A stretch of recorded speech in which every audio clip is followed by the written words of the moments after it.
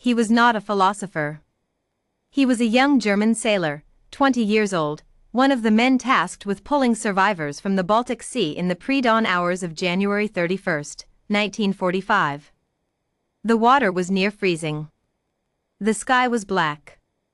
And then, somewhere in the debris field, his hand closed around something small and soft, a baby's shoe, barely 4 inches long, drifting alone among the wreckage. There was no baby attached to it. There was no mother nearby. There was only the shoe, and the silence, and the ice. Call him, as history calls so many men like him, simply a witness. He would spend the rest of his life unable to explain what those hours had felt like. Most of the men who worked that water that morning couldn't either.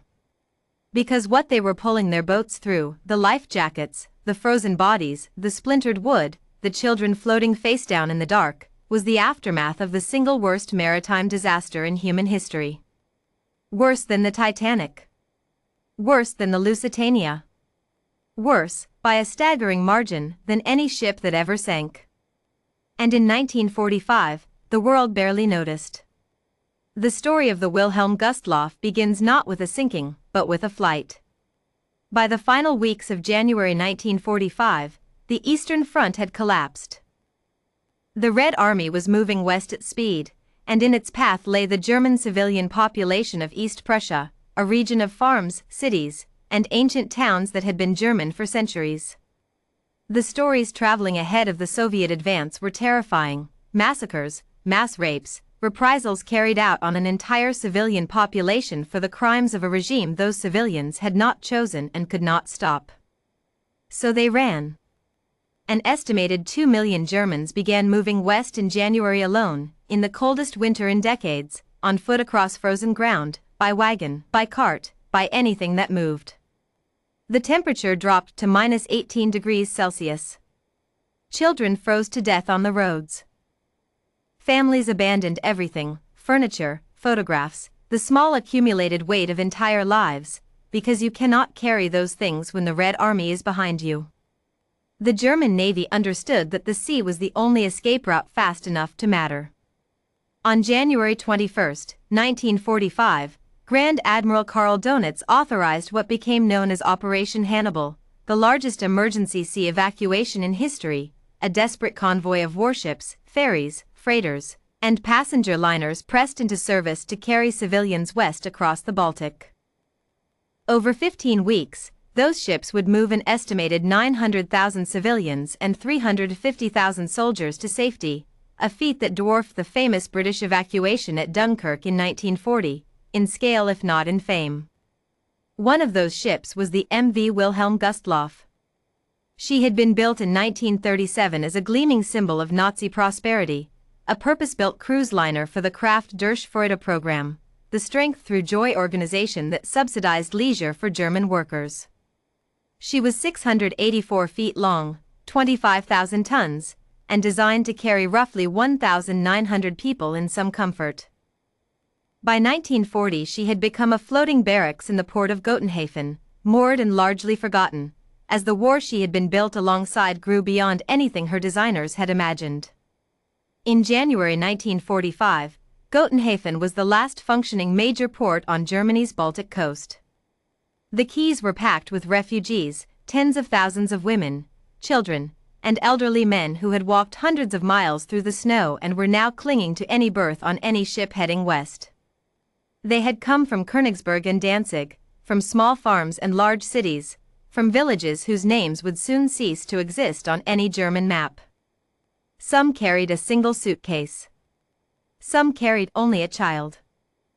Entire families, in some accounts as many as 10 children per family, had made their way along the Baltic coast in small boats just to reach the harbor. They had already survived frostbite and hunger and Soviet air attacks and the worst winter in recent memory. The pier at Gotenhafen held thousands of people who had done the impossible simply by arriving there alive. The Gustloff, with her warm corridors and her cargo holds and her promise of safety in the west, was everything they had walked toward. She was their ship that day. Authorities tried to count the passengers as they boarded. They ran out of paper before they could finish. Official records listed 6,050 people. The actual figure, meticulously reconstructed after the war by German archivist and survivor Heinz Schahn, was approximately 10,582, nearly 6 times the ship's designed capacity. Among them were 918 members of the 2nd Submarine Training Division, 373 female naval auxiliaries, 162 wounded soldiers, and roughly 8,956 civilians. Of those civilians, approximately 5,000 were children. 5,000 children on a single ship in a Baltic winter, in January 1945, in water that could kill a person in 30 minutes. That number should stop any reader cold. It stopped the men who found out what it meant, in the hours after the torpedoes hit. At noon on January 30, 1945, the Gustloff cast off from Gotenhafen and moved into the ice-choked Bay of Danzig. She was supposed to sail alongside a second liner, the Hansa, and with 2 torpedo boats as escort. The Hansa developed engine trouble and turned back. One of the torpedo boats did the same. By the time the Gustloff reached open water, she had only the small torpedo boat low beside her, a single, inadequate escort for a ship carrying 10,000 souls. It was bitterly cold aboard. The corridors were packed so tightly that passengers could not sit down. The air was thick with the noise of children crying and adults praying. The lifeboats, and there were enough for 5,000, technically, were frozen fast in their davits. The weather had been brutal enough that the ice had sealed them to the ship. Nobody, in the chaos of loading, had managed to break them free. Then, sometime before 9 o'clock that evening, a decision was made that sealed the Gustloff's fate. Fearing a collision with a supposed German convoy in the darkness, the ship's captain ordered the navigation lights switched on. The Gustloff was running dark and silent in hostile waters. Now she was lit. She had been tracked for some time.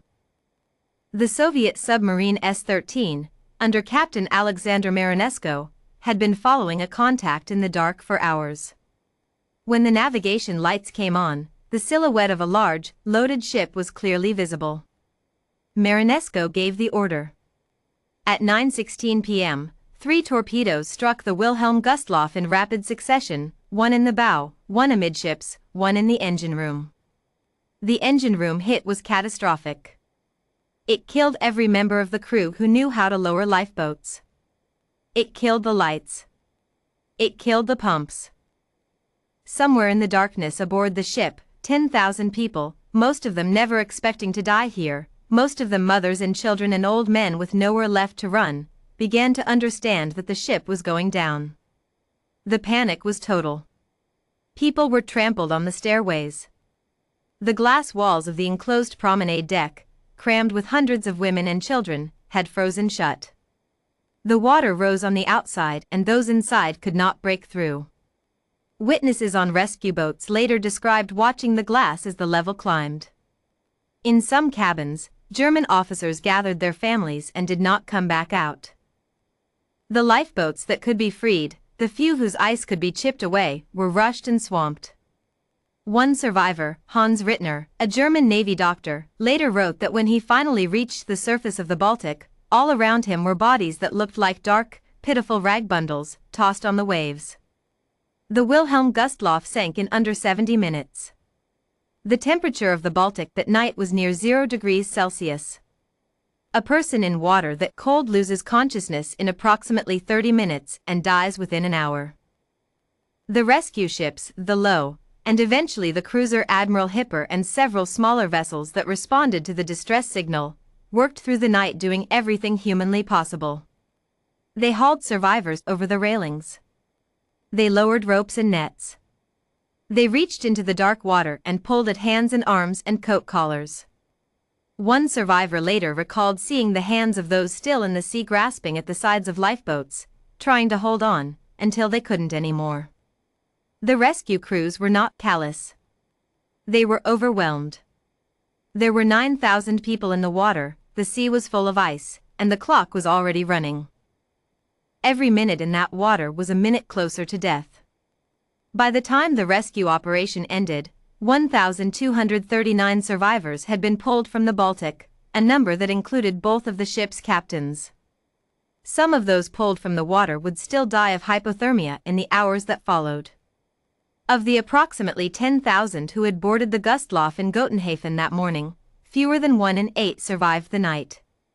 The Titanic, which sank in 1912, killed approximately 1,500 people. The Lusitania, torpedoed in 1915, killed approximately 1,200. Together they account for fewer deaths than a single bad hour in the Baltic on the night of January 30, 1945. The Wilhelm Gustloff killed more people than the Titanic and Lusitania combined, by a margin of several thousand, and yet most of the English-speaking world has never heard its name. Why? The answer is uncomfortable but not complicated. The victims were German civilians, and the war was not yet over.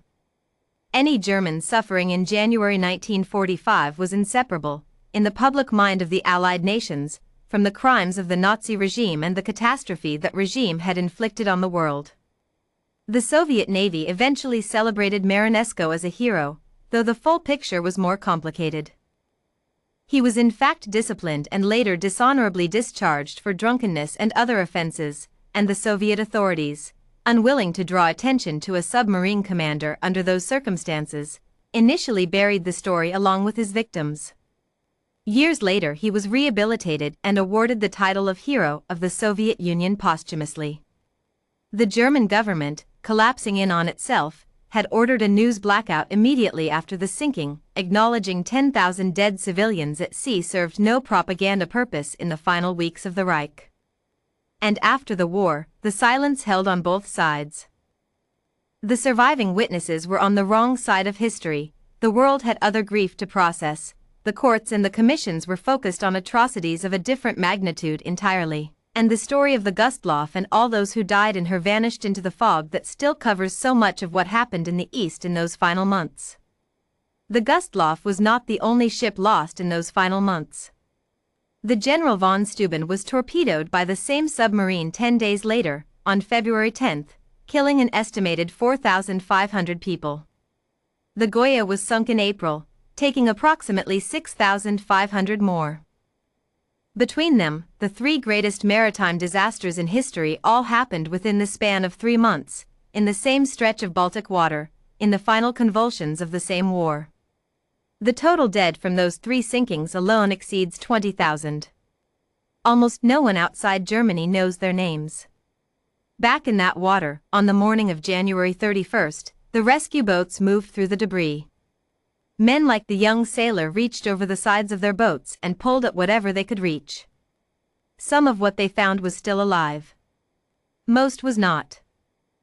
And somewhere in the wreckage, among the life jackets and the splintered wood and the dark shapes that had been people, a small shoe drifted in the cold. It was not remarkable, in the arithmetic of those months. A single shoe stood for a single child. And a single child stood for 5,000 children aboard that ship, and those 5,000 stood for the children on the roads of East Prussia, and those children stood for the nearly 500,000 civilians who died in the flight from the East before it was over. History does not always announce itself in battles and pronouncements. Sometimes it floats up quietly in the dark, small enough to hold in one hand, and asks you to understand the full weight of what it represents. The Wilhelm Gustloff sank 80 years ago in 144 feet of Baltic water. She is still there. So are the people she was carrying. The wreck has never been disturbed. Germany has designated it an official war grave, and that designation is the only monument most of the dead will ever have, a piece of sea, a depth of water, and the courtesy of not being moved again. The young sailor who found the shoe, men like him, went home when the war ended and mostly did not speak of it. Not because they did not remember. Because some things could not be said at a kitchen table in peacetime.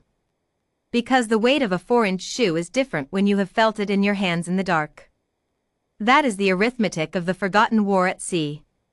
1 ship. 1 night. 10,000 people. And a world that was too broken, too guilty, too tired, and too busy with its own grief to stop and count.